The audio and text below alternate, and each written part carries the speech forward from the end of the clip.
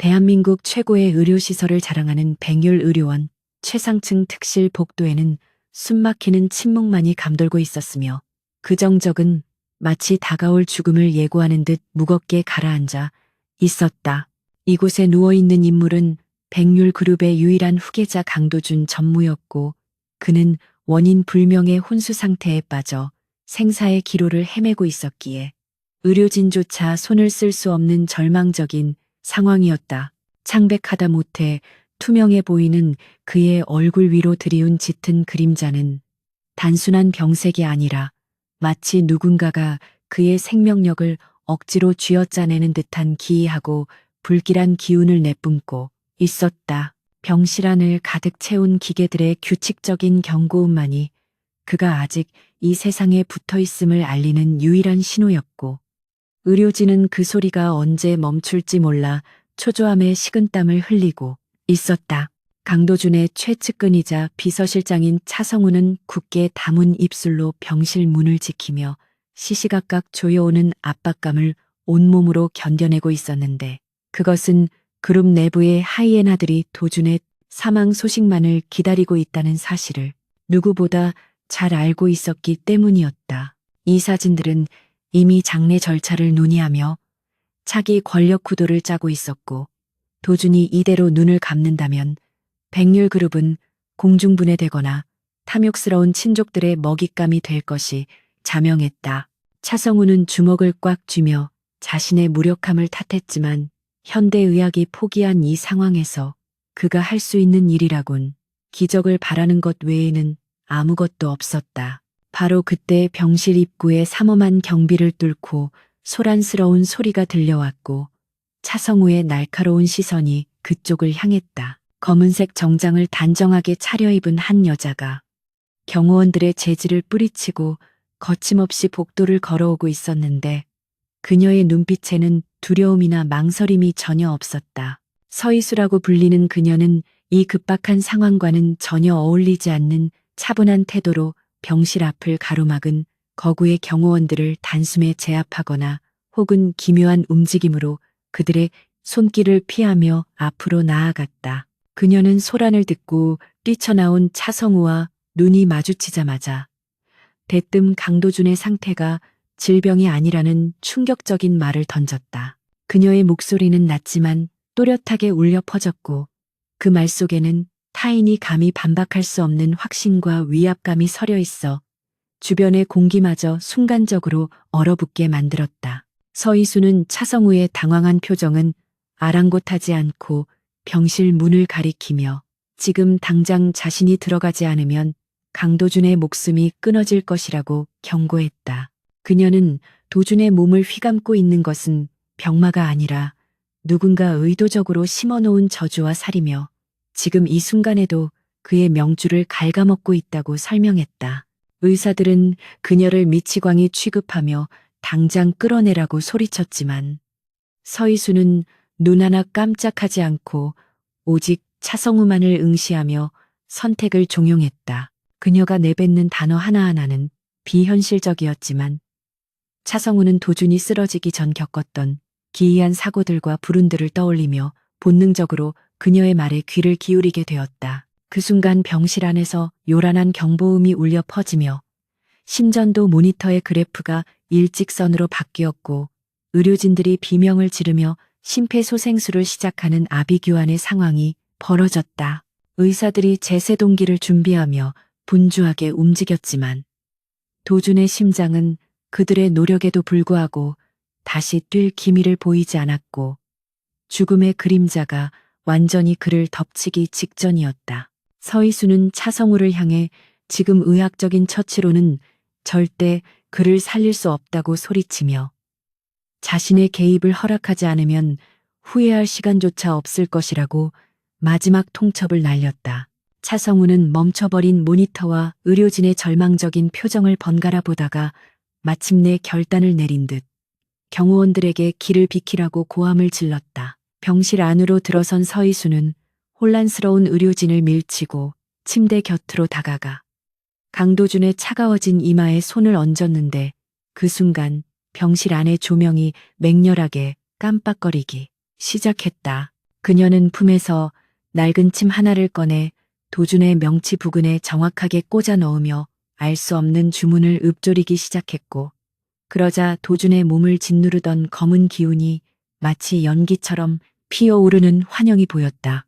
그것은 단순한 시술이 아니라 보이지 않는 세계의 질서를 바로잡고 끊어지기 직전에 명주를 강제로 이어붙이는 위험천만한 의식이었다. 서희수의 이마에는 굵은 땀방울이 맺혔고 그녀의 손끝에서는 파르르니 떨리는 긴장감과 함께 강력한 에너지가 흘러나와 도준의 멈춘 심장을 자극했다. 거짓말처럼 심전도 모니터가 다시 규칙적인 박동 소리를 내기 시작하자 멍하니 지켜보던 의료진과 차성우는 믿을 수 없다는 듯 입을 다물지 못했다. 죽음의 문턱을 넘어갔던 강도준의 가슴이 크게 오르내리며 거친 숨을 토해냈고 창백했던 얼굴에는 희미하게나마 혈색이 돌아오기 시작했다. 서희수는 기력이 다한 듯 휘청거렸지만 곧바로 자세를 바로잡고 침대 옆에 서서 돌아온 도준의 생명력을 확인하며 안도의 한숨을 내쉬었다. 그녀는 도준의 몸에 꽂았던 침을 거두며 주변의 시선은 신경 쓰지 않은 채 오직 자신의 임무를 완수했다는 사실에만 집중하는 모습이었다. 겨우 의식을 되찾은 강도준이 무겁게 눈꺼풀을 들어 올리자 그의 시야에 가장 먼저 들어온 것은 흐릿한 천장이 아니라 자신을 내려다보고 있는 서희수의 깊고 고요한 눈동자였다. 아직 상황 파악이 되지 않아 혼란스러운 와중에도 도준은 자신의 몸을 짓누르던 끔찍한 고통이 사라졌음을 느꼈고 본능적으로 눈앞의 여자가 자신을 구했음을 직감했다.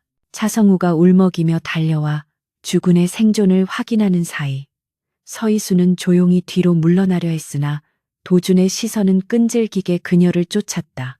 이것은 단순한 회복이 아니라 거대한 운명의 소용돌이가 시작되는 순간이었으며 두 사람의 인연은 그렇게 죽음의 문턱에서 강렬하게 맺어졌다. 강도준이 깊은 잠에서 깨어났을 때 가장 먼저 느낀 감각은 지독했던 통증이 사라진 자리에 찾아온 낯선 가벼움이었는데 그것은 마치 지난 수개월간 그의 어깨와 가슴을 짓누르던 거대한 바위가 순식간에 증발해 버린 듯한 기분이었다. 그는 천천히 눈을 뜨고 자신의 손을 들어 올려 보았는데 창백했던 피부 아래로 다시금 붉은 피가 힘차게 돌고 있음을 육안으로도 확인할 수 있을 만큼 생기가 넘치고 있었다. 병실 한 구석에서 쪽잠을 자고 있던 차성우 비서실장은 주군의 미세한 움직임을 감지하자마자 용수철처럼 튀어올라 달려왔고 그의 눈가에는 믿을 수 없다는 듯한 경이로움과 안도감이 뒤섞인 눈물이 그렁그렁 맺혀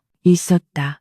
의료진들이 급히 호출되어 들어와 각종 검사를 진행하며 기적이라는 단어를 연발했지만 강도준의 머릿속은 오직 자신이 의식을 잃기 직전에 보았던 그 기묘한 여자의 서늘한 눈빛과 그녀가 자신의 가슴에 꽂았던 침에 감촉으로 가득 차 있었다. 기본적인 검사가 끝나고 의료진이 모두 물러가자 병실에는 무거운 침묵이 내려앉았고 강도준은 침대 헤드에 몸을 기대며 차성우에게 그 여자의 행방을 물었다. 차성우는 잠시 망설이다가 그녀가 병원 로비에서 대기하고 있다는 사실을 보고했고 도준은 망설임 없이 그녀를 당장 자신의 앞으로 데려오라고 지시했다. 도준은 지독한 현실주의자였기에 눈에 보이지 않는 힘이나 미신 따위를 혐오해왔지만 자신의 몸이 겪은 이 급격한 변화를 과학적으로 설명할 수 없다는 사실 앞에서 혼란스러움을 느끼면서도 동시에 냉철한 이성으로 사태를 파악하려 애썼다. 잠시 후 병실 문이 열리고 서희수가 들어왔는데 그녀는 재벌가의 후계자 앞에서도 전혀 위축되지 않는 당당한 태도로 걸어와 도준의 침대 맞은편 의자에 앉았다. 그녀의 태도는 생명의 은인이라기보다는 채권자가 채무자를 대면하는 듯한 건조하고 사무적인 분위기를 풍기고 있어 도준의 흥미를 자극했다. 강도준은 날카로운 시선으로 서희수를 훑어보며 자신의 몸에 무슨 짓을 한 것인지 그리고 원하는 대가가 무엇인지 단도직입적으로 물으며 그녀를 시험하려 들었다. 서희수는 도준의 의심 어린 시선을 피하지 않고 똑바로 마주보며 자신이 한 일은 끊어진 명주를 임시로 이어붙인 것일 뿐 근본적인 원인을 제거하지 않으면 당신은 다시 죽음의 문턱에 서게 될 것이라고 차갑게 경고했다.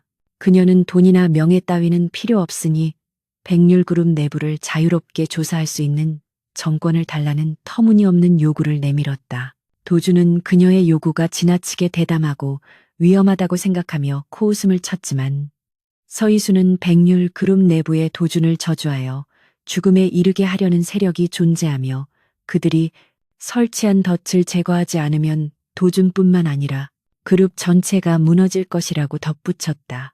도준은 서희수의 말을 헛소리로 치부하려 했지만 그녀가 내뱉는 말들이 지난 몇 달간 그룹 내에서 발생했던 의문의 사고들과 묘하게 맞아떨어진다는 사실을 부정할 수 없었다. 하지만 그는 평생을 데이터와 증명된 사실만을 믿고 살아온 경영인이었기에 고작 몇 마디 말로 자신의 생명과 회사의 운명을 맡길 수는 없다고 판단했다. 도준이 차가운 목소리로 증거를 요구하자 서희수는 기다렸다는 듯 자리에서 일어나 창가로 다가가더니 블라인드 사이로 보이는 맞은편 본사 건물을 가리키며 묘한 말을 남겼다. 그녀는 오늘 오후 2시에 열릴 예정인 긴급 이사회에서 도준의 회의만을 주도하고 있는 최 이사가 회의장에 도착하지 못할 것이며 그 이유는 인간이 아닌 기계가 그의 탐욕을 거부하기 때문일 것이라고 예언했다.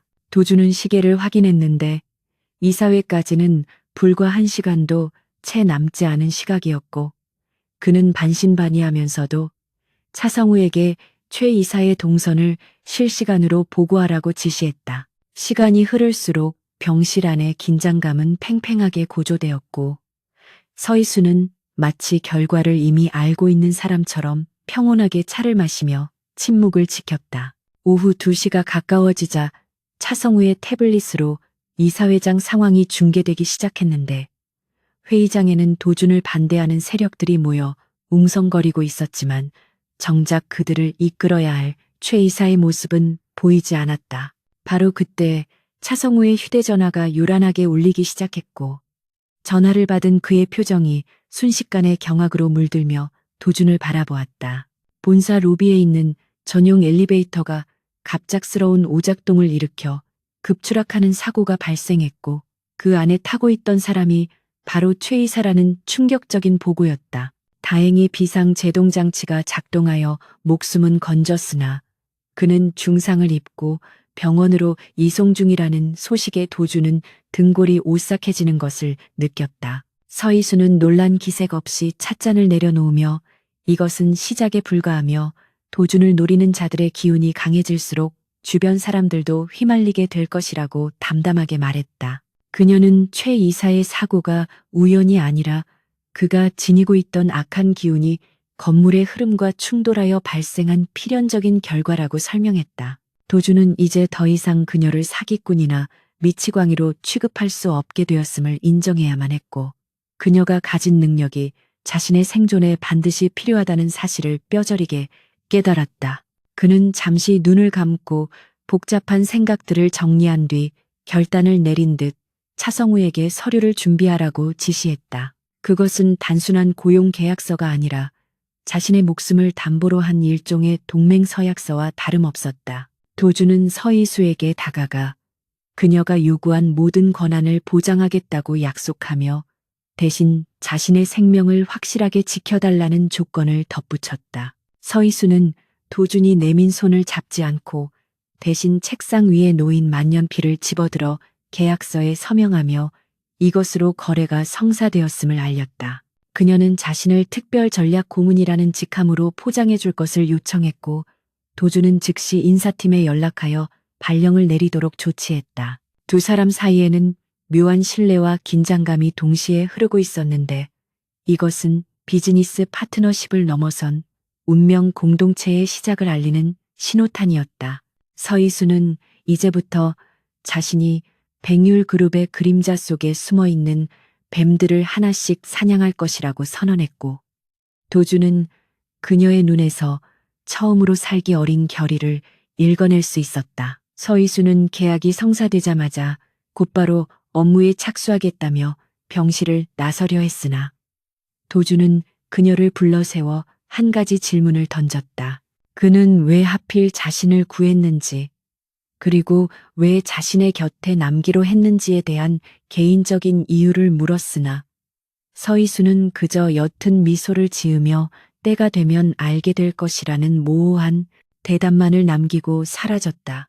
홀로 남겨진 도주는 창밖을 바라보며 자신이 이제껏 알던 세상과는 전혀 다른 차원의 전쟁터에 발을 들여놓았음을 직감했다. 그의 심장은 다시 힘차게 뛰고 있었지만 그 박동 소리는 앞으로 닥쳐올 폭풍우를 예고하는 전쟁의 북소리처럼 느껴졌다. 이제 백율그룹의 운명은 이성적인 경영자 강도준과 신비로운 능력을 지닌 서희수라는 두 사람의 손에 달려 있었다. 백율그룹의 본사 사옥은 서울 도심 한복판에 거대한 검은 칼날처럼 솟아올라 위용을 자랑하고 있었으나 서희수의 눈에 비친 그곳은 화려한 마천루가 아니라 거대한 무덤과도 같았다. 특별 전략 고문이라는 직함이 적힌 사원증을 목에 걸고 로비에 들어선 그녀는 건물 전체를 휘감고 있는 끈적하고 불쾌한 기운 때문에 미간을 찌푸릴 수밖에 없었다. 직원들은 대한민국 최고의 기업에 다닌다는 자부심으로 가득 차 바쁘게 움직이고 있었지만 그들의 발밑에는 보이지 않는 검은 안개가 깔려 있어 생기를 조금씩 갉아먹고 있었다. 서희수는 엘리베이터에 오르며 이 거대한 건물의 혈관 어딘가가 막혀 썩어가고 있으며 그 부패의 근원이 강도준의 집무실이 있는 최상층을 향해 독을 뿜어내고 있음을 직감했다. 임원 회의실의 문이 열리자 수십 명의 중역들이 일제히 그녀를 향해 시선을 돌렸는데 그 눈빛들에는 호기심보다는 경멸과 의구심이 짙게 깔려 있었다. 강도준 전무가 회의실 상석에 앉아 차가운 표정으로 서희수를 소개하자 좌중에서는 웅성거리는 소리가 터져 나왔고 개중에는 노골적으로 비웃음을 흘리는 이들도 있었다. 그 중에서도 도준의 이복 동생이자 그룹 내에서 호시탐탐 후계자 자리를 노리는 강민혁 상무는 의자 깊숙이 몸을 파묻은 채 오만하게 다리를 꼬고 앉아 그녀를 훑어보고 있었다. 강민혁은 입가에 비릿한 미소를 띠며 형님이 죽다 살아나더니 이제는 점쟁이까지 회사 경영에 끌어들이냐며 회의실 분위기를 순식간에 조롱 섞인 난장판으로 만들었다. 서희수는 강민혁의 도발에도 전혀 동요하지 않고 천천히 회의실을 한 바퀴 돌며 각 임원들의 등 뒤에 서려 있는 기운을 살피기 시작했다. 그녀의 침묵이 길어질수록 조롱하던 임원들의 목소리는 점차 잦아들었고 대신 알 수 없는 불안감이 그들의 목덜미를 스치고 지나갔다. 서희수는 마침내 재물을 총괄하는 박전무의 등 뒤에서 걸음을 멈추었는데 그곳에서 유난히 역하고 비릿한 냄새가 진동하고 있었기 때문이었다. 그녀는 박전무의 어깨 너머로 시선을 던지며 이곳에는 숫자 노름으로 위장된 거대한 구멍이 있으며 그 구멍을 통해 회사의 재물과 운이 동시에 새어 나가고 있다고 나직하게 읊조렸다. 박전무는 얼굴이 붉어지며 근거 없는 모함이라고 벌떡 일어나 소리쳤지만 그의 눈동자는 심하게 흔들리고 있었고 이마에는 식은땀이 송골송골 맺히기 시작했다. 강도준은 흥미롭다는 듯 턱을 괴고 그 광경을 지켜보다가 서희수에게 계속해보라는 눈짓을 보냈고 그녀는 망설임 없이 박 전무의 집무실을 당장 조사해야 한다고 주장했다. 강민혁이 말도 안 되는 월권행위라며 거세게 반발했지만 도주는 자신이 전권을 위임했음을 상기시키며 감사팀을 대동해 박 전무의 방으로 이동할 것을 지시했다. 회의실의 공기는 순식간에 살얼음판처럼 변했고 임원들은 숨을 죽인 채 이 기이한 대치 상황의 결말을 기다리며 줄지어 이동했다. 박 전무의 집무실에 들어선 서희수는 책상이나 서류 따위는 거들떠보지도 않고 곧장 방의 북동쪽 구석에 위치한 화려한 장식장 앞으로 다가갔다. 풍수적으로 귀문이라 불리는 그 방향은 귀신이 드나드는 통로이자 음기가 가장 강한 곳인데 그곳에는 기이하게도 붉은 난초 화분이 놓여 있어 음산한 기운을 증폭시키고 있었다. 서희수는 망설임 없이 그 화분을 바닥으로 내동댕이 쳤고 와장창 깨지는 소리와 함께 흙 속에서 검게 변색된 짐승의 뼈와 붉은 부적에 감긴 흉물이 모습을 드러냈다. 지켜보던 사람들은 기괴한 물건의 등장에 경악하여 뒷걸음질 쳤고 박전무의 얼굴은 사색이 되어 다리에 힘이 풀린 듯 주저앉고 말았다. 서희수는 그 흉물이 단순한 저주 물품이 아니라 탐욕을 부추기고 눈을 멀게 하여 주인을 파멸로 이끄는 사악한 매개체라고 설명하며 바닥에 떨어진 흙을 헤집었다. 놀랍게도 그 흉물 아래에는 교묘하게 숨겨진 이중 바닥이 있었고 그 안에서 박전무가 지난 수년간 횡령하고 조작한 비밀 장부가 담긴 USB가 발견되었다. 그것은 박전무가 주술적인 힘을 빌려 자신의 범죄를 감추려 했던 미신적인 행위였으나 역설적으로 그 사악한 기운이 서희수의 감각을 자극해 꼬리가 잡히게 된 꼴이었다. 강도주는 바닥에 떨어진 USB를 집어들며 박전무에게 싸늘한 시선을 보냈고 즉시 법무팀을 호출해 그를 횡령 및 배임 혐의로 고발하도록 조치했다. 강민혁은 자신의 수족과도 같았던 박전무가 순식간에 무너지는 광경을 지켜보며 주먹을 꽉 쥐었지만 겉으로는 태연한 척 연기하며 재빠르게 꼬리 자르기를 시도했다. 그는 박전무를 향해 혀를 차며 회사를 좀먹는 기생충이 내부에 있었을 줄은 몰랐다며 서희수의 공을 치하하는 척 비꼬는 말을 던지고는 서둘러 자리를 떴다. 하지만 서희수는 강민혁이 돌아서는 순간 그의 그림자 속에서 꿈틀거리는 거대한 뱀의 형상을 놓치지 않았고 그가 이번 사건의 배후이자 도준을 노리는 진짜 적임을 확신했다. 이번 사건은 단순히 부패한 임원 하나를 제거한 것이 아니라 백률그룹이라는 거대한 성벽에 뚫린 구멍 하나를 메운 것에 불과했다. 소동이 마무리되고 늦은 밤이 되어서야 강도준과 서희수는 회장실에 마주 앉아 차를 마실 수 있었는데 도준의 눈빛은 처음과는 확연히 달라져 있었다. 그는 서희수에게 당신의 능력이 단순히 점을 치거나 구슬하는 것이 아니라 보이지 않는 흐름을 읽고 본질을 꿰뚫는 통찰력에 기반하고 있음을 인정한다고 말했다. 도준은 오늘 발견된 장부를 통해 그동안 의심만 했던 자금 유출의 경로를 확실히 파악하게 되었으며 이것은 수백억 원의 가치가 있는 성과라고 치하했다. 하지만 서희수는 칭찬에 동요하지 않고 건물의 구조적인 결함과 풍수적인 약점이 여전히 존재하며 이것을 바로잡지 않으면 제2의 박전무는 언제든 나타날 것이라고 경고했다. 서희수는 창밖으로 보이는 서울의 야경을 바라보며 이 싸움이 이제 막 시작되었을 뿐이며 상대방은 자신의 존재를 눈치채고 더 강력한 주술과 모략으로 공격해 올 것이라고 예언했다. 도주는 자리에서 일어나 그녀의 옆에 나란히 서서 유리창에 비친 두 사람의 모습을 바라보며 어떤 공격이 오더라도 물러서지 않고 전부 부숴버리겠다고 다짐했다. 그는 서희수에게 앞으로도 자신의 눈과 귀가 되어 달라고 정중하게 부탁했고 서희수는 묵묵히 고개를 끄덕이며 그의 곁을 지키겠다는 무언의 약속을 건넸다. 어둠이 짙게 깔린 도시 위로 두 사람의 실루엣이 겹쳐지며 그들은 다가올 폭풍우를 향해 함께 걸어갈 준비를 마쳤다. 한편 강민혁의 비밀 별장에서는 기괴한 옷차림을 한 노인이 깨진 붉은 부적을 바라보며 섬뜩한 웃음을 터뜨리고 있었다. 화림이라 불리는 그 노인은 자신의 저주가 깨졌다는 사실에 분노하기보다는 자신을 방해한 존재에 대해 강한 흥미를 느끼는 듯했다. 그는 강민혁에게 백율의 성벽이 생각보다 견고해졌으니 이제는 외부에서부터 균열을 일으켜 무너뜨려야 한다고 속삭이며 새로운 계략을 제안했다.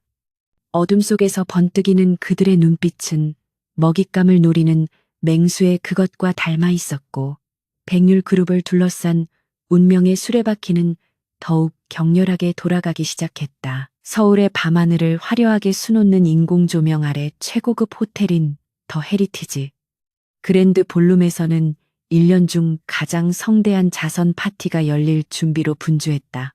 정재계 인사들이 대거 참석하는 이 자리는 겉으로는 노블레스 오블리주를 실천하는 아름다운 모임처럼 보였으나 실상은 치열한 정보전과 인맥 과시가 오가는 냉혹한 사교의 전장이었다.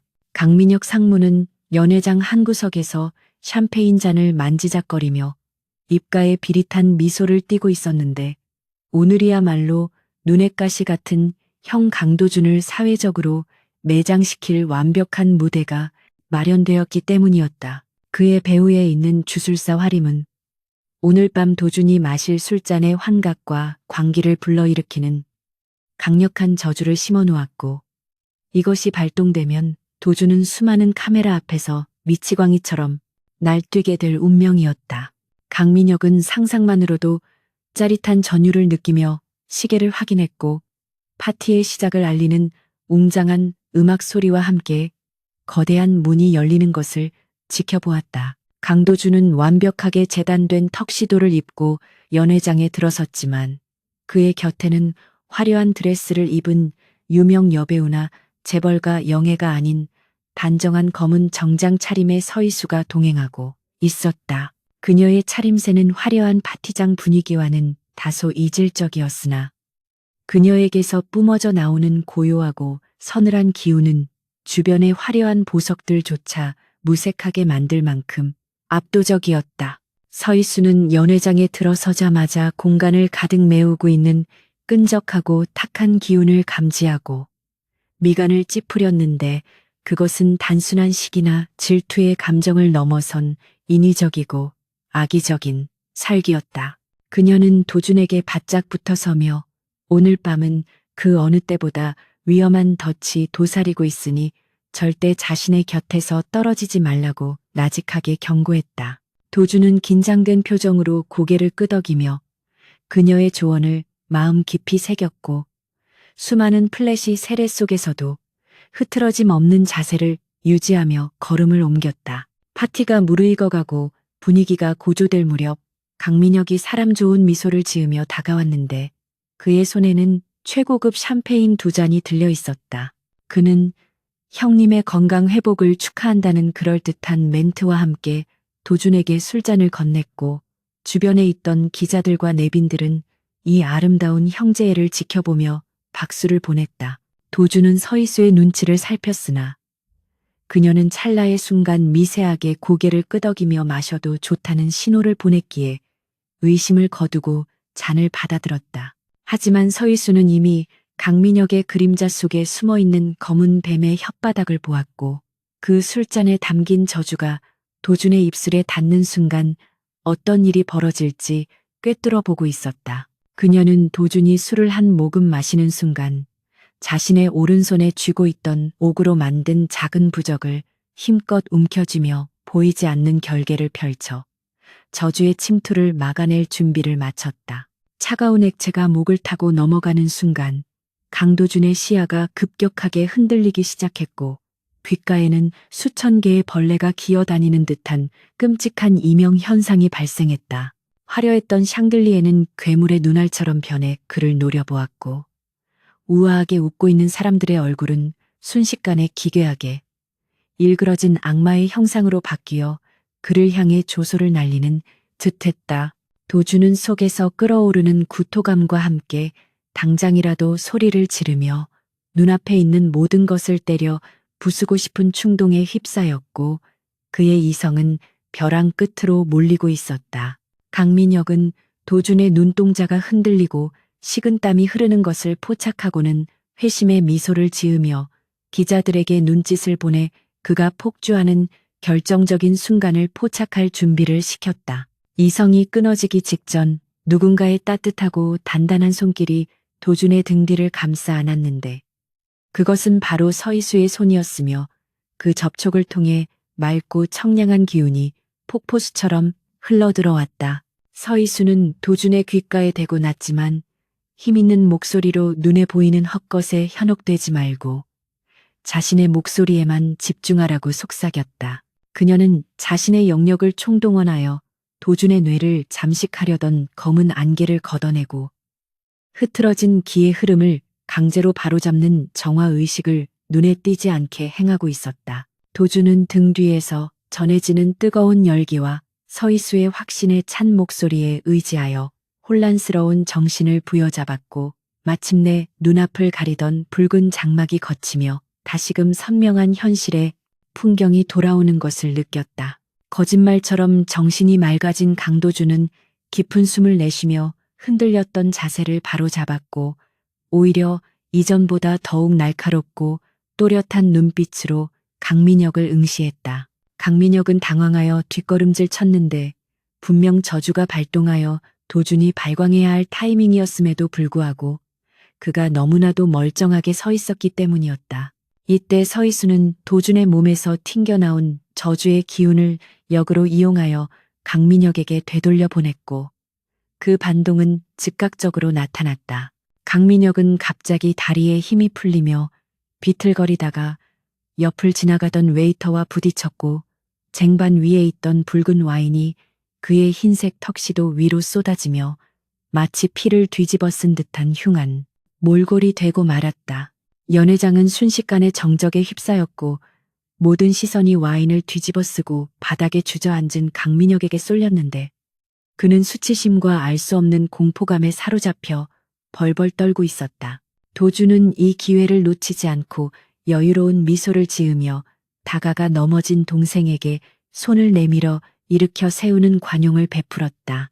그는 마이크를 잡고 동생이 과로로 인해 실수를 한 것 같다며 너스레를 떨었고 오히려 형으로서 동생을 챙기는 듬직한 모습을 보여주며 좌중의 환호를 이끌어냈다. 기자들의 카메라는 엉망진창이 된 강민혁의 굴욕적인 모습과 그를 감싸는 강도준의 리더십 넘치는 모습을 동시에 담아내며 다음날 조간신문의 헤드라인을 장식할 거리를 챙겼다. 상황이 정리되고 파티가 다시 활기를 되찾았을 때 몇몇 취한 내빈들이 서희수의 정체를 궁금해하며 무례한 시선으로 그녀를 훑어보거나 농담 거기로 삼으려는 시도를 했다. 한 중년의 기업가가 서희수에게 다가와 비서치고는 너무 뻣뻣하다며 술을 한 잔 따르라고 강요하는 순간 강도준이 그 앞을 가로막아 섰다. 도준은 평소의 냉정한 모습과는 달리 서늘한 분노가 서린 눈빛으로 그 기업가를 노려보며 이 사람은 자신의 비서가 아니라 백률그룹의 미래를 결정짓는 핵심 파트너이자 자신에게 가장 중요한 사람이라고 공표했다. 그의 목소리에는 그 어떤 반론도 허용하지 않겠다는 절대적인 위엄이 서려 있었고 무례했던 기업가는 꼬리를 내리고 황급히 자리를 피할 수밖에 없었다. 도준의 이 선언은 단순히 서희수를 보호하기 위한 행동을 넘어 그녀를 자신의 공식적인 영역 안으로 받아들이겠다는 공개적인 선언과도 같았다. 서희수는 도준의 넓은 등 뒤에서 그가 자신을 위해 벽이 되어주는 모습을 바라보며 처음으로 가슴 한구석이 묵직해지는 묘한 감정을 느꼈다. 그녀는 평생을 음지에서 귀신과 싸우며 고독하게 살아왔기에 누군가가 자신을 이토록 당당하게 세상의 비달에서 지켜주려 한다는 사실이 낯설면서도 싫지 않았다. 도준은 서희수를 돌아보며 괜찮냐고 물었고 그녀는 말없이 고개를 끄덕였지만 두 사람 사이에 흐르는 공기는 이전보다 훨씬 더 끈끈하고 밀도 높게 변해 있었다. 파티가 끝나고 돌아가는 차 안에서 강도준은 창밖을 바라보다가 불쑥 서희수에게 오늘 밤 자신을 지켜줘서 고맙다는 진심 어린 인사를 건넸다. 그는 자신이 이성으로는 이해할 수 없는 세계에 살고 있는 그녀를 온전히 이해할 수는 없겠지만 적어도 그녀가 자신을 위해 싸우고 있다는 사실만큼은 확실히 믿는다고 말했다. 서희수는 도준의 말에 옅은 미소를 지으며 당신의 운명이 바뀌고 있기 때문에 앞으로 더 큰 시련이 닥쳐올 것이며 그들은 결코 포기하지 않을 것이라고 담담하게 대답했다. 하지만 그녀의 목소리에는 두려움보다는 어떤 확신이 담겨 있었는데 그것은 이제 자신이 혼자가 아니라 믿을 수 있는 아군과 함께라는 사실에서 오는 안도감이었다. 한편 굴욕적으로 파티장을 빠져나온 강민혁은 분노에 차서 자신의 별장으로 달려가 집기들을 때려 부수며 광분했다. 어둠 속에서 나타난 화림은 자신의 완벽했던 저주가 반사되어 돌아온 것을 확인하고는 입가에 피를 흘리며 기괴한 웃음을 터뜨렸다. 그는 서희수라는 여자가 보통 내기가 아니며 단순한 방어수를 넘어 저주를 역이용할 줄 아는 고수라는 사실을 인정할 수밖에 없었다. 화림은 강민혁에게 이제 사회적인 매장이나 얄팍한 주술로는 그들을 막을 수 없으니 직접적으로 육체를 파괴하고 영혼을 영원히 가두는 금지된 방법을 써야 한다고 제안했다. 강민혁의 눈동자는 광기로 번들거렸고 그는 자신의 모든 재산을 털어서라도 그 여자를 없애고 강도준을 지옥으로 떨어뜨리겠다며 악마의 제안을 받아들였다. 다음 날 아침 백률그룹 본사에는 강민혁 상무의 굴욕적인 사진과 강도준 전무의 리더십을 찬양하는 기사들이 도배되었고 주가는 연일 상승 곡선을 그리기 시작했다. 직원들은 엘리베이터와 휴게실에서 어젯밤의 사건을 화제로 삼으며 강도준 체제가 더욱 공고해질 것이라고 수군거렸다. 하지만 도준과 서희수는 승리의 기쁨에 취해 있을 시간이 없었는데 서희수가 새벽에 점을 치며 본점궤에서 불길하기 짝이 없는 죽음의 그림자가 다시금 그들을 향해 다가오고 있었기 때문이었다. 그녀는 도준의 집무실 창가에 서서 멀리 보이는 폐개발 구역 쪽을 응시했는데 그곳에서 검붉은 요기가 피어오르는 것을 보며 이번 싸움이 생사를 건 마지막 승부처가 될 것임을 직감했다. 강도준이 백률그룹의 회장으로 공식 취임하기 위한 임시 주주총회가 열리는 날 아침 하늘은 금방이라도 폭우를 쏟아부을 듯 검은 먹구름으로 뒤덮여 있었고 도시는 음산한 회색빛에 잠겨 있었다. 강도준은 집무실에서 마지막으로 연설문을 검토하고 있었지만 그의 신경은 온통 연락이 두절된 서희수에게 쏠려 있어 글자가 눈에 들어오지 않았다. 평소라면 그림자처럼 그의 곁을 지켰을 그녀가 오늘 새벽 불길한 기운이 느껴진다며 홀로 확인하러 나간 뒤로 휴대전화 신호조차 잡히지 않는 상황이 계속되고 있었기 때문이었다. 차성우 비서실장은 단순히 통신장애일 것이라며 도준을 안심시키려 노력했지만 도준은 가슴 한구석을 찌르는 듯한 날카로운 통증과 함께 불길한 예감이 현실이 되어가고 있음을 본능적으로 감지하고 있었다. 그때 차성우가 사색이 된 얼굴로 집무실 문을 박차고 들어와 발신자 표시 제안으로 온 문자 메시지 하나를 도준에게 내밀었는데 그 화면 속에는 피 묻은 밧줄에 묶인 채 의식을 잃은 서희수의 사진이 선명하게 떠 있었다.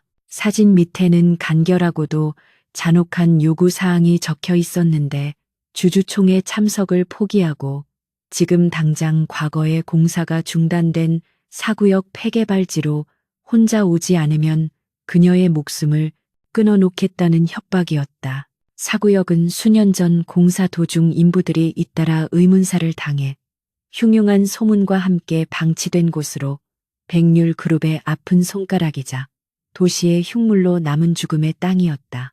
차성우는 이것이 명백한 함정이며 지금 회의장에 가지 않으면 강민혁 상무 측에게 경영권을 빼앗길 수 있다며 경찰에 신고하고 시간을 벌어야 한다고 필사적으로 만류했다.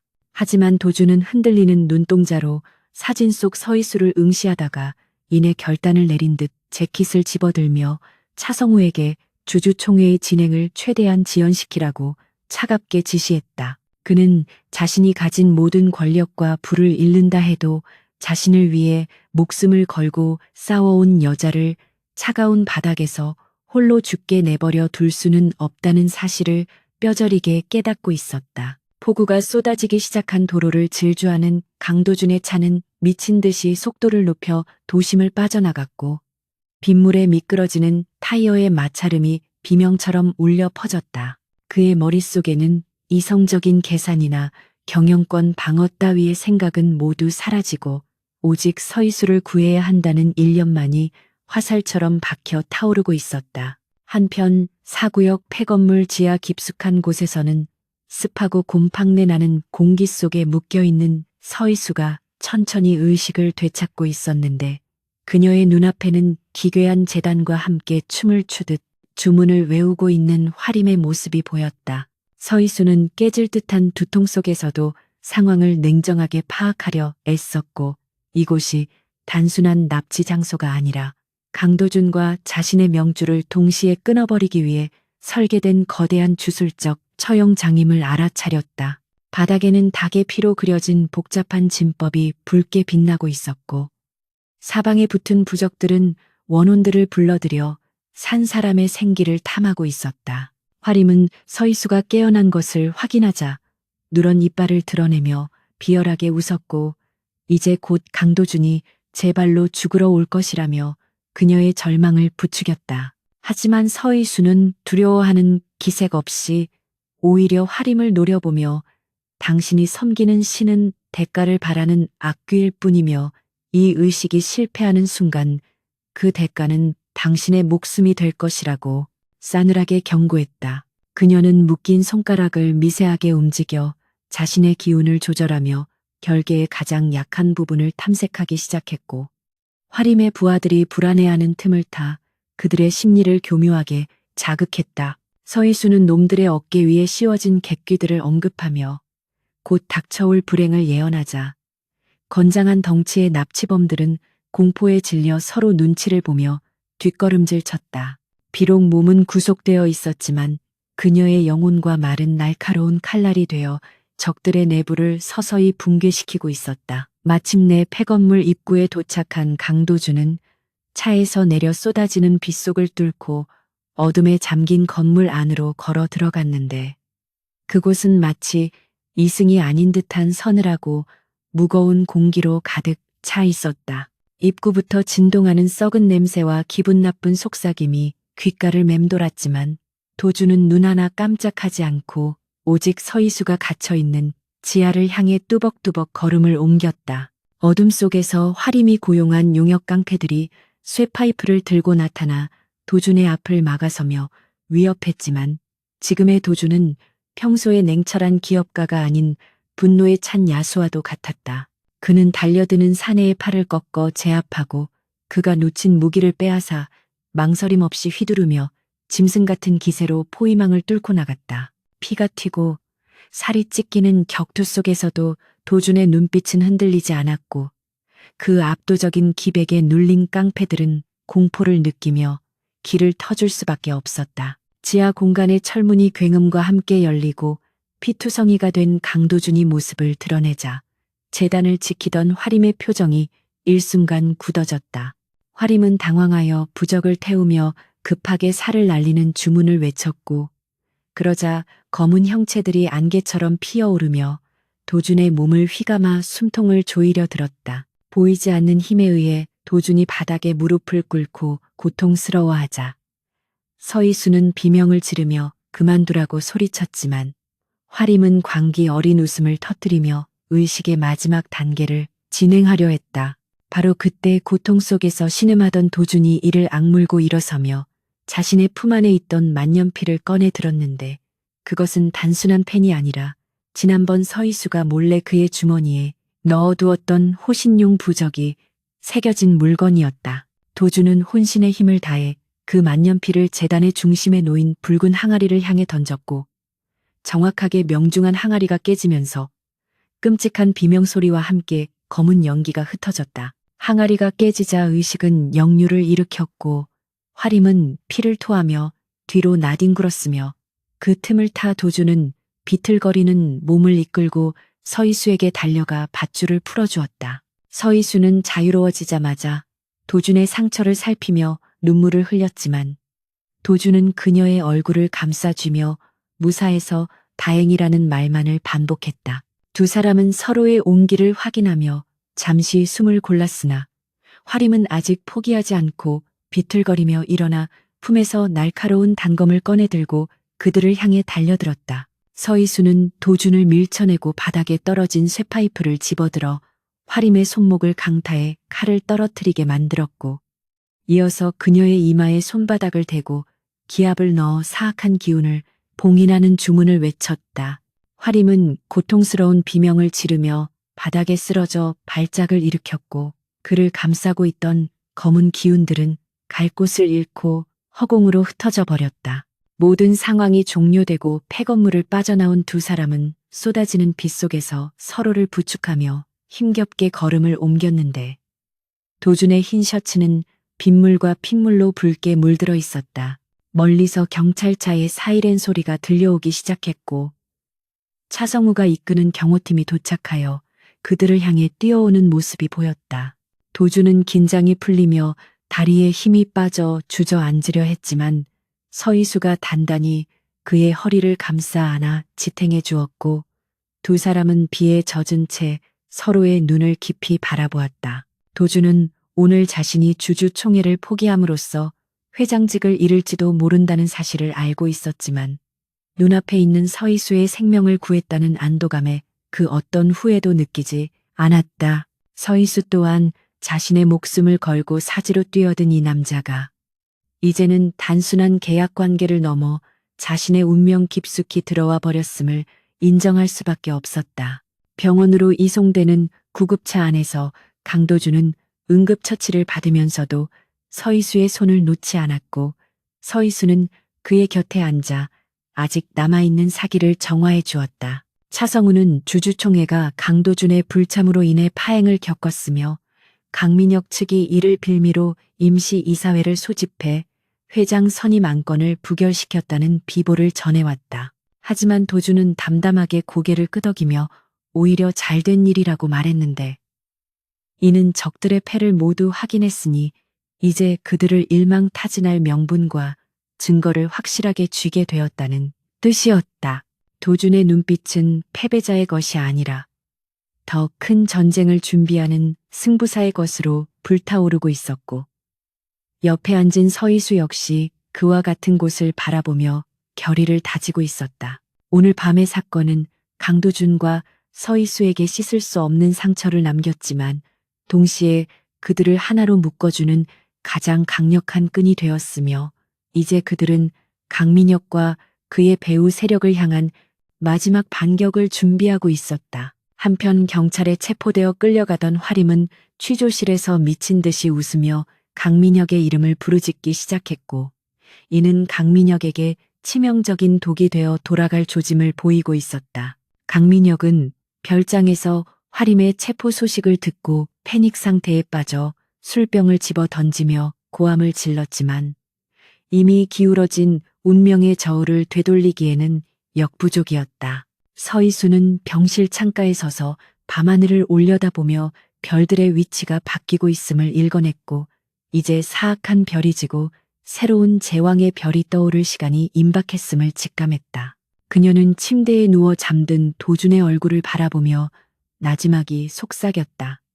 이제 당신의 진짜 싸움을 시작할 차례예요. 제가 당신의 칼이 되어 드릴게요. 폭풍우가 지나간 자리에는 더욱 단단해진 땅과 함께 새로운 여명이 밝아오고 있었다. 강도준이 병원복을 벗어던지고 말끔한 정장으로 갈아입었을 때 그의 눈빛은 더 이상 환자가 아닌 전장을 지휘하는 냉혹한 장군의 그것으로 돌아와 있었는데 그가 서 있는 VIP 병실은 작전 통제실을 방불케 할 만큼 분주하게 돌아가고 있었다. 차성우 비서실장은 경찰청 지능범죄수사대와 검찰특수부에 강민혁 상무의 납치 교사 및 살인미수 혐의를 입증할 결정적인 증거들을 전달했고 언론사에는 백율그룹 내 비자금 조성에 관한 내부 고발 자료를 터뜨릴 준비를 마친 상태였다. 서희수는 도준의 넥타이를 매주며 그의 가슴에 아직 남아있는 미세한 탁기를 마지막으로 털어내 주었고 도준은 그녀의 손길에서 느껴지는 따스한 온기를 통해 곧 시작될 마지막 전투를 감당할 힘을 얻었다. 두 사람은 말없이 서로를 응시하며 고개를 끄덕였고 이것은 단순히 회사를 되찾는 것을 넘어 그들을 체함하던 지독한 운명의 사슬을 끊어내러 가는 길임을 직감하고 있었다. 그 시각 강민혁은 서울 외곽의 깊은 산속에 위치한 자신의 비밀 별장에서 외부와의 연락을 모두 끊은 채 공포와 광기에 사로잡혀 술을 들이켜고 있었다. 화림이 체포되면서 그가 걸어놓았던 모든 저주가 풀려버렸다는 사실을 깨달은 강민혁은 마지막 발악으로 화림이 남기고 간 금지된 주술 도구들을 꺼내놓고 어설픈 의식을 준비하고 있었다. 그는 자신의 피를 재단에 뿌리며 형 강도준이 교통사고로 죽기를 간절히 빌었지만 정작 그에게 돌아오는 것은 텅 빈 방을 울리는 자신의 메아리와 점점 조여오는 알 수 없는 한기뿐이었다. 별장 밖에서는 거센 바람이 불어와 나뭇가지들이 기괴한 소리를 내며 창문을 때렸고 강민혁은 그것이 마치 지옥에서 기어나온 악귀들이 자신을 데려가기 위해 문을 두드리는 소리처럼 들려 비명을 지르며 귀를 막았다. 자정이 넘은 시각 칠흑 같은 어둠을 뚫고 수십 대의 차량이 강민혁의 별장 진입로를 포위하듯 들어섰는데 선두에는 강도준의 차량이 있었고 그 뒤를 경찰 특공대와 검찰, 수사관들의 차량이 따르고 있었다. 서희수는 차에서 내리자마자 별장 전체를 감싸고 있는 검붉은 기운을 감지하고 미간을 찌푸렸는데 그것은 전문적인 주술사가 아닌 일반인이 함부로 금기를 건드렸을 때 발생하는 혼탁하고 위험한 폭주 현상이었다. 그녀는 도준에게 강민혁이 스스로 파멸을 자초하는 위험한 짓을 벌이고 있다며 서두르지 않으면 그가 뿜어내는 사기가 주변 사람들까지 해칠 수 있다고 경고했다. 경찰들이 확성기를 통해 투항을 권고하며 진입을 시도하자 별장 안에서는 물건이 깨지는 소리와 함께 괴성이 들려왔고 도준은 더 이상 지체할 수 없다고 판단하여 직접 현관문을 박차고 들어갔다. 별장 내부는 마치 태풍이 휩쓸고 지나간 듯 난장판이 되어 있었고 고가의 미술품들과 가구들이 산산조각이 난 채 바닥에 뒹굴고 있어 강민혁의 불안정한 심리 상태를 대변해주고 있었다. 도준과 서희수 그리고 무장한 경찰들이 지하 와인 저장고로 이어지는 계단을 따라 내려가자 그곳에서는 역겨운 피 비린내와 향냄새가 진동을 하고 있었다. 육중한 철문을 열자 촛불 수백 개가 켜진 넓은 공간이 드러났고 그 중앙에는 헝클어진 머리에 핏발선 눈을 한 강민혁이 저주 인형을 손에 쥔 채 부들부들 떨고 있었다. 그는 도준이 멀쩡한 모습으로 나타나자 현실을 부정하며 미친 듯이 웃음을 터뜨리더니 이내 손에 들고 있던 칼을 들어 도준을 향해 달려들려 했다.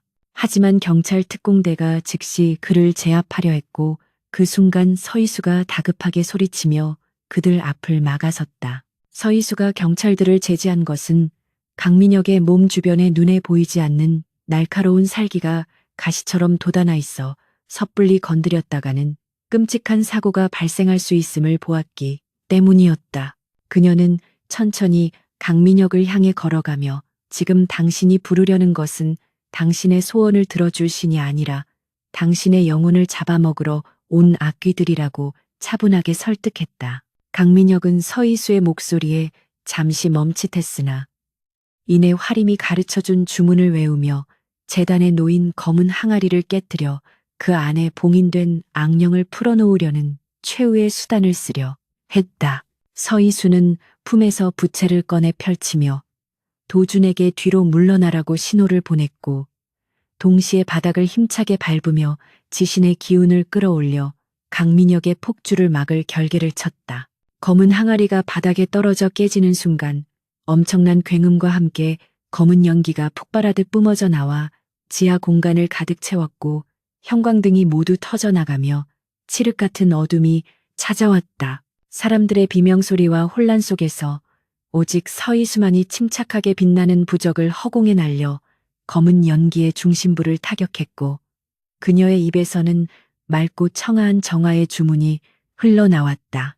그녀는 강도준의 명줄을 끊으려던 그 사악한 에너지를 역으로 이용하여 강민혁이 저지른 죄의 무게만큼 그에게 되돌려주는 인과응보의 술식을 펼쳤다. 검은 연기들은 서희수의 기운에 밀려갈 곳을 잃고 비명을 지르며 다시 강민혁에게로 빨려 들어갔고 그는 자신의 몸을 파고드는 고통에 몸부림치며 바닥을 기어다녔다. 연기가 거치고 비상조명이 들어오자 드러난 광경은 처참했는데 강민혁은 거품을 문 채 헛소리를 중얼거리고 있었고 그의 눈동자는 이미 이성의 끈을 놓아버린 듯 초점을 잃고 허공을 배회하고 있었다.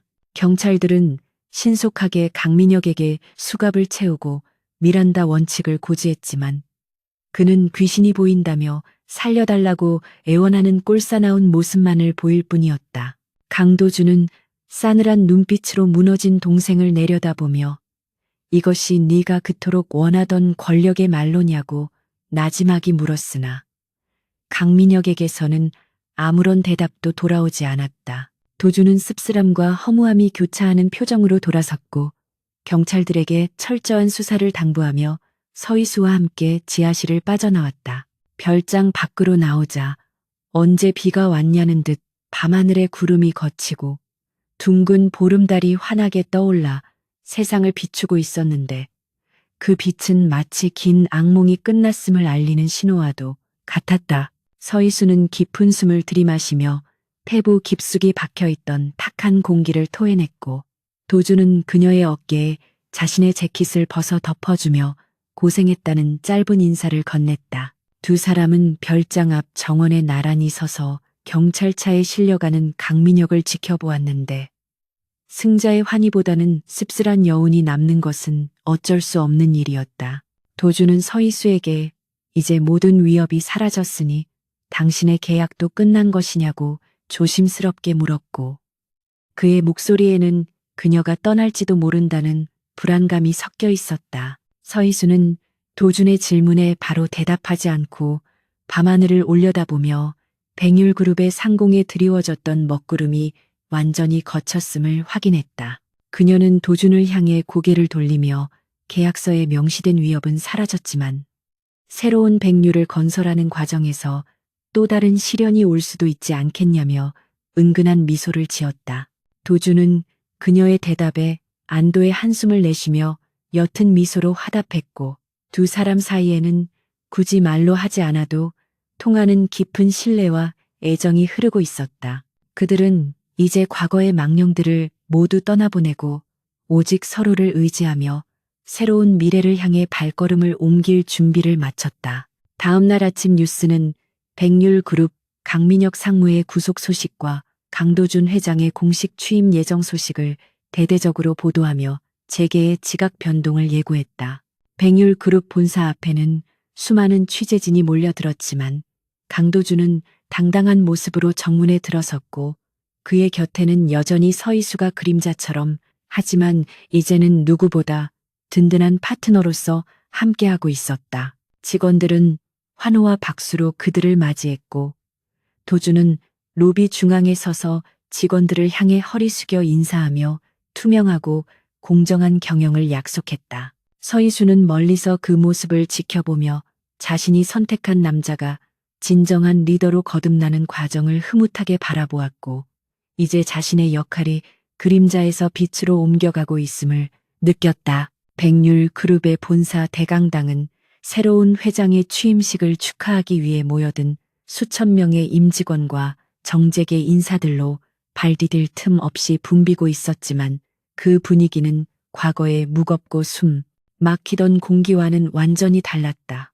강당을 가득 채운 것은 희망과 활기였으며 단상 위로 쏟아지는 조명은 더 이상 누군가의 치부를 가리기 위한 눈부심이 아니라 투명한 미래를 비추는 빛처럼 느껴졌다. 강도준은 단정하게 빗어 넘긴 머리와 몸에 딱 맞는 짙은 네이비색 슈트 차림으로 연단에 올라섰고 그의 등장만으로도 좌중을 압도하는 카리스마가 흘러나왔다.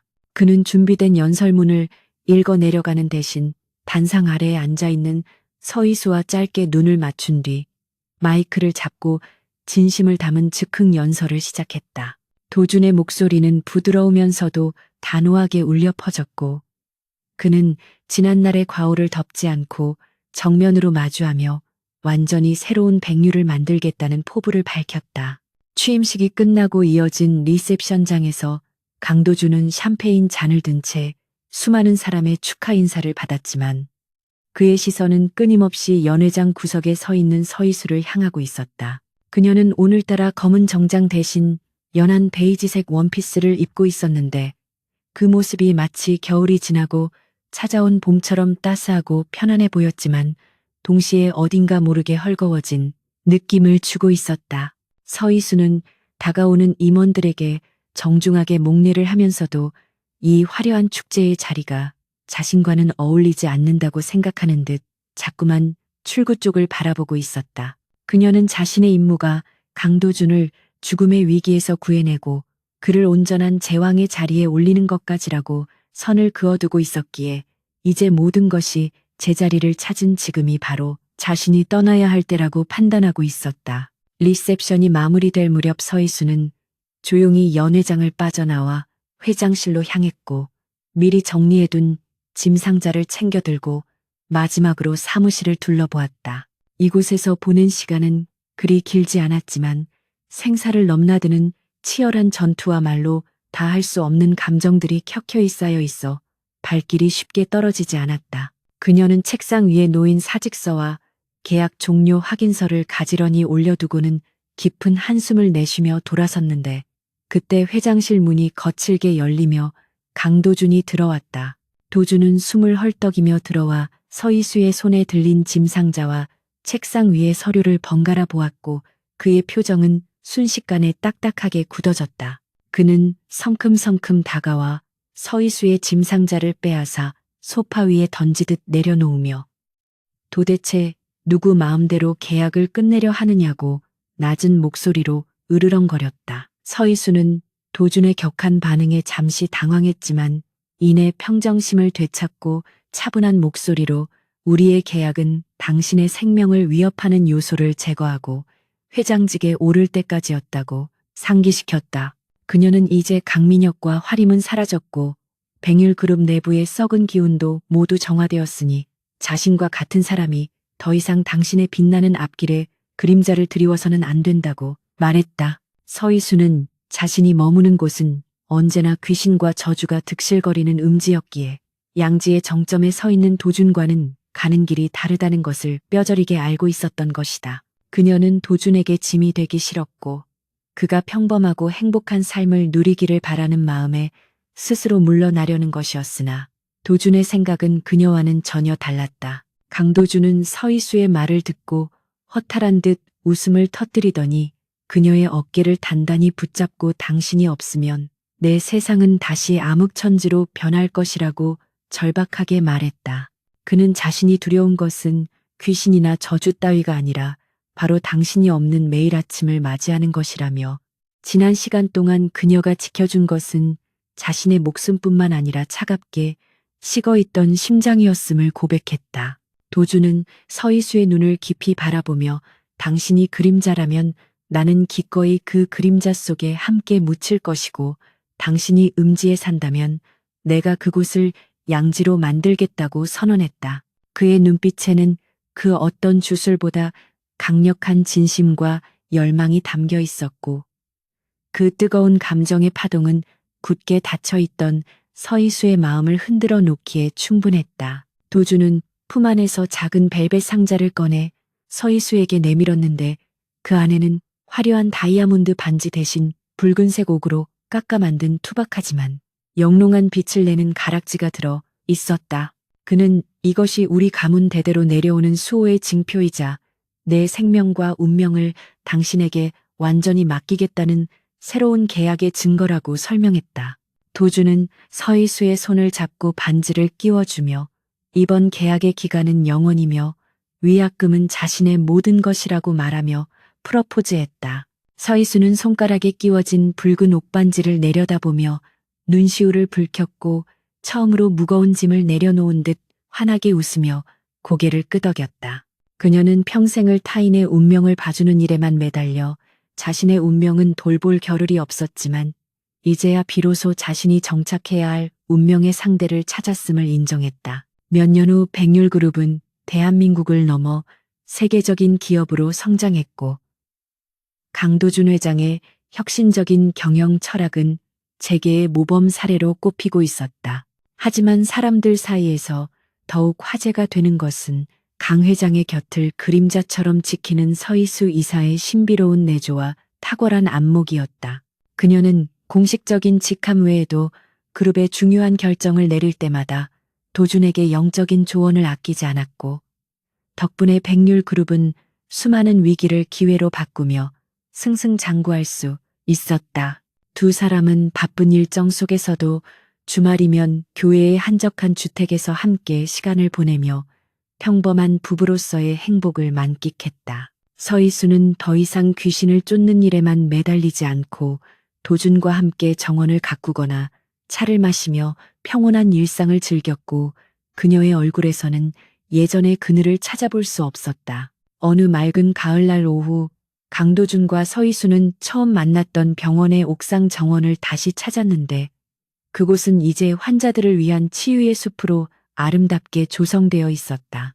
도준은 난간에 기대어 서서 붉게 물든 노을을 바라보며 그때 당신이 내 명주를 잡아주지 않았다면 지금의 나는 없었을 것이라고 회상했다. 서희수는 도준의 손을 꼭 잡으며 그때 끊어질 뻔했던 것은 당신의 명줄만이 아니라 나의 희망이었을지도 모른다고 대답했다.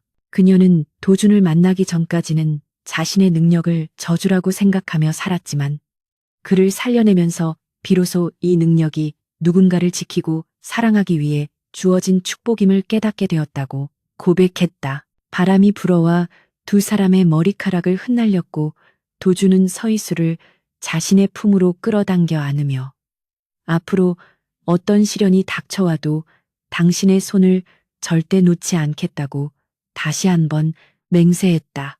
서희수는 도준의 가슴에 얼굴을 묻고 그의 규칙적인 심장 박동 소리를 들으며 이것이야말로 세상에서 가장 강력하고 아름다운 생명의 소리라고 느꼈다. 두 사람의 그림자는 노을빛 아래서 하나로 길게 이어져 있었고 그것은 마치 끊어지지 않는 영원한 붉은 실처럼 보였다. 그들은 이제 서로가 서로의 부적이자 수호신이 되어 남은 생을 함께 걸어갈 것이며 그 길 끝에는 언제나 따스한 햇살이 비추고 있을 것임을 의심하지 않았다. 백률그룹 본사 최상층 회장실의 창가에는 붉은 난초 화분 대신 싱그러운 초록색 잎을 자랑하는 나무 한 그루가 놓여 있었는데 그것은 두 사람이 함께 심은 생명의 나무였다.